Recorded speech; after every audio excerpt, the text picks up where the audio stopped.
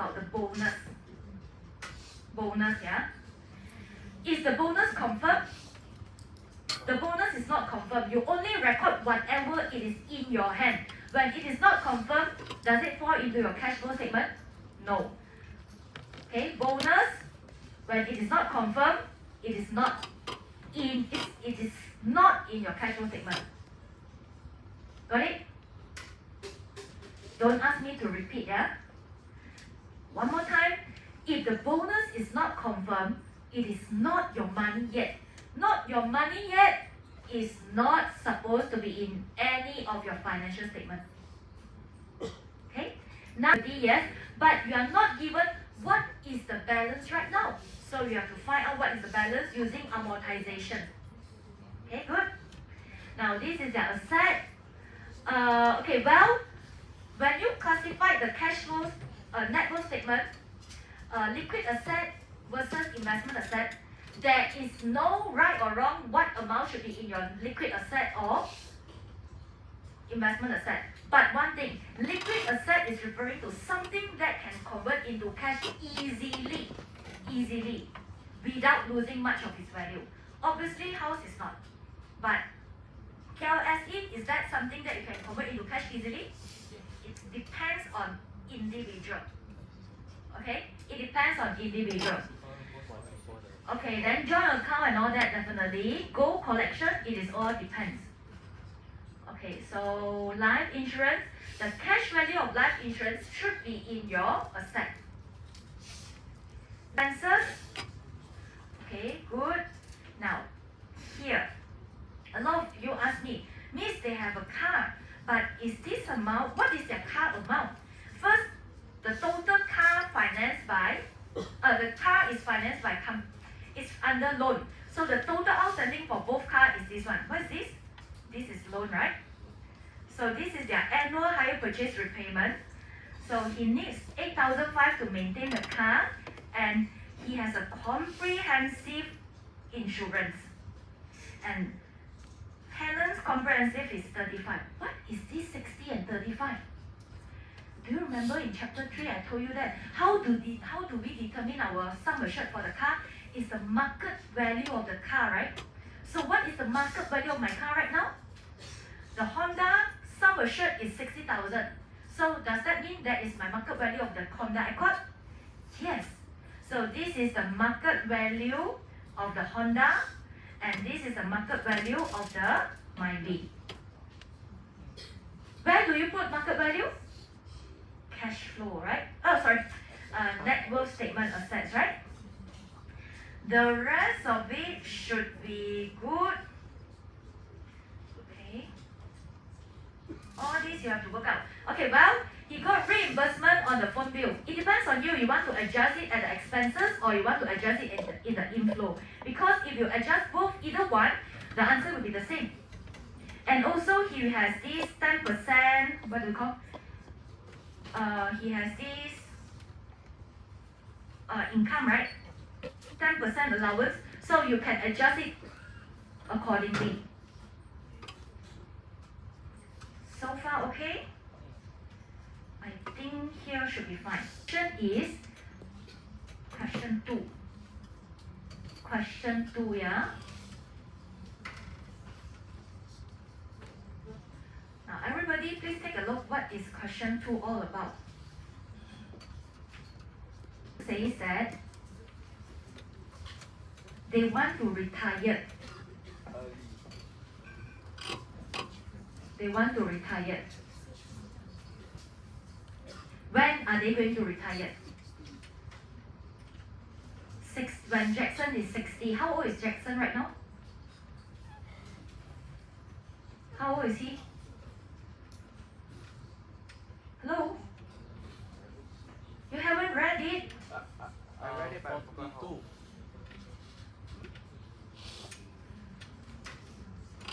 $42.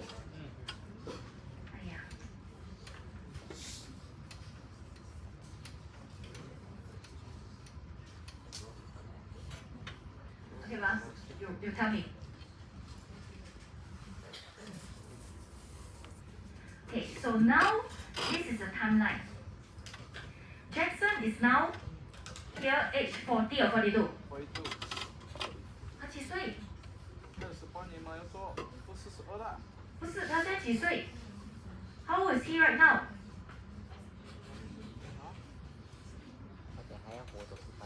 哦，要活多18年。How old is he? Where? Oh, he is 40. Okay, so right now he's 40. When is he going to retire?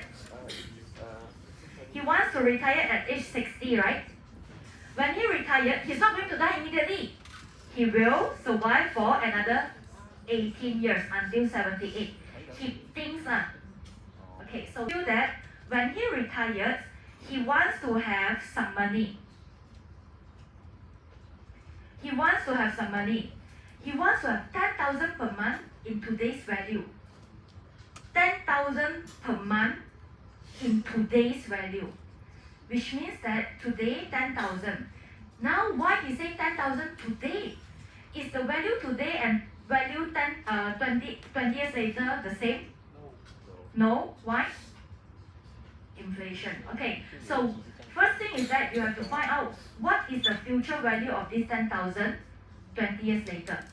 What is this? Right? Because the value is different. 10,000 today and 10,000 20 years ago, later they are not the same.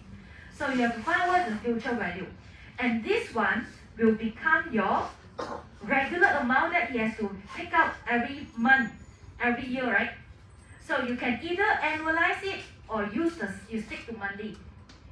Here you can either analyze or based on monthly.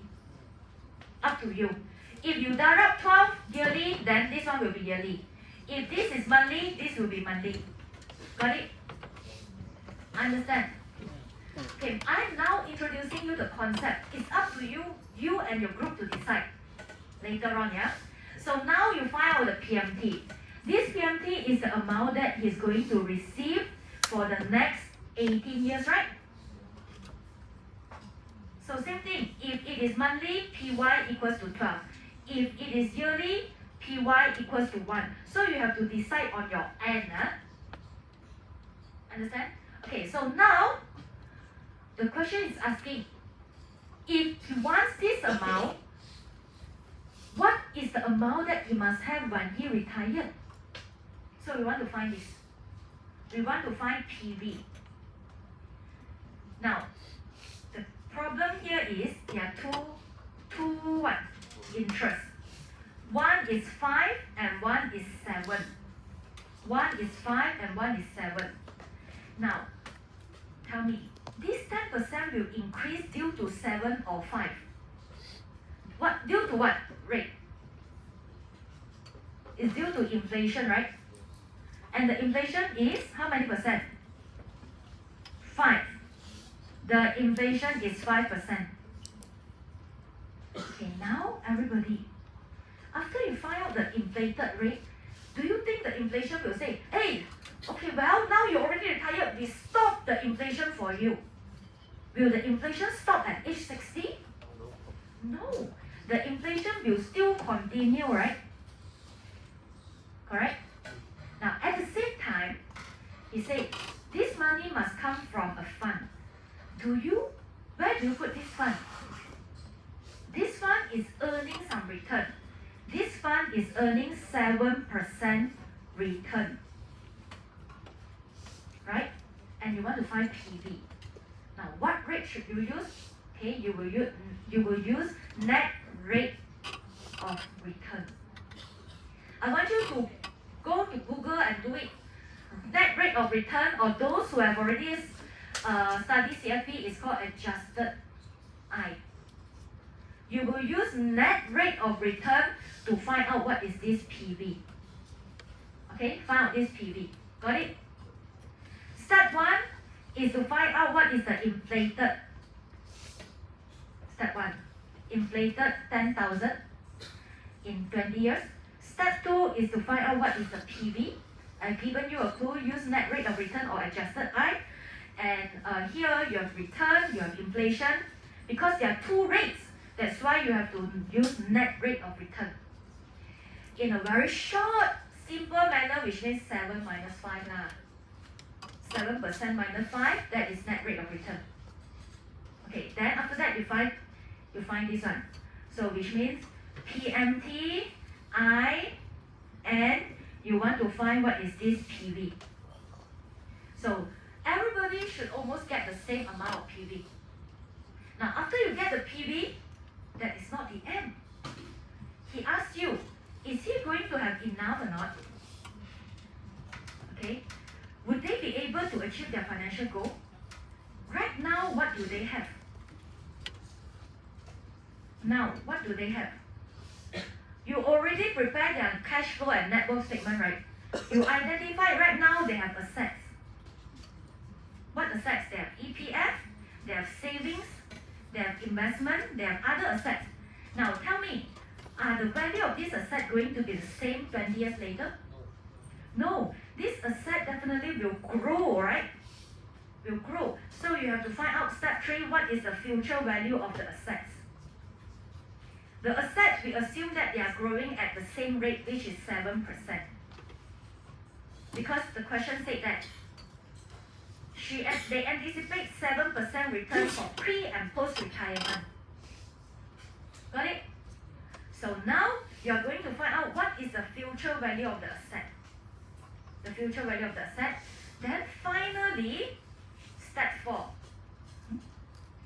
Finally, step 4, that is to find out, is there any gap or not?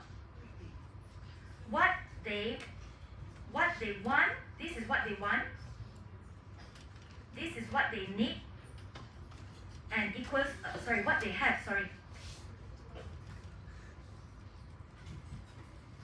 This is what they want, and this is what they have,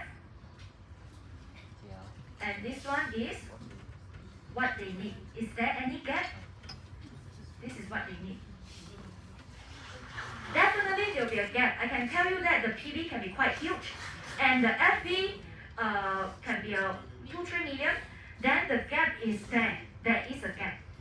Now you know there is a gap, which means that whatever they want for retirement is not sufficient. So therefore, this is the most important part. They would like to get advice from you on how to achieve their retirement goal. You have to tell them where to invest, how to invest, what to invest. I need at least 4. Okay, I need at least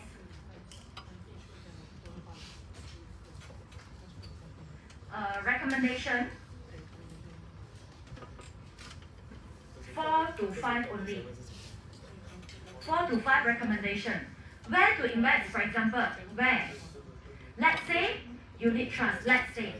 Then you can show how much to invest. So based on your cash flow statement and net worth statement, you have to analyze, do they have sufficient surplus to invest or not? If not, then what will be your advice? Then after that, you can also tell why unit trust, etc. Okay, so you recommend where, how much, why, how much you can show calculation. Let's say they want to have 2 million, let's say, future value. Now they have PMT, how much how much is the value that you can save in order to achieve this goal. So you can play around with all this calculation based on your findings. In Malaysia, there are a lot of investment that you can invest. Unit trust, ETF, okay, REITs. You can even talk about property, real estate. If they can afford, then you have to look at their DSR. Can they increase their DSR to buy more property? What are the savings? What are the EPF that they can contribute right now? What are the shares that they can invest? But don't tell me bond. Why? Because for bond in Malaysia, it's not open up to normal people. It's like you need a lot of capital to invest in bond. If in your answer you tell me bond, obviously you did not read, or obviously you did not prepare the net worth statement, cash flow statement to see how much their net worth is. The minimum bond requirement can be as low as 60,000 US dollar or 60,000 Australian dollar to invest in Malaysia. do they have the amount or not? So you have to see their affordability to comment. So this purpose today is for you to think about that.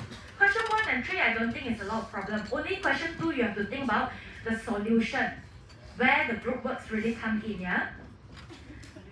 And question number 2, same thing. Marks will be given on your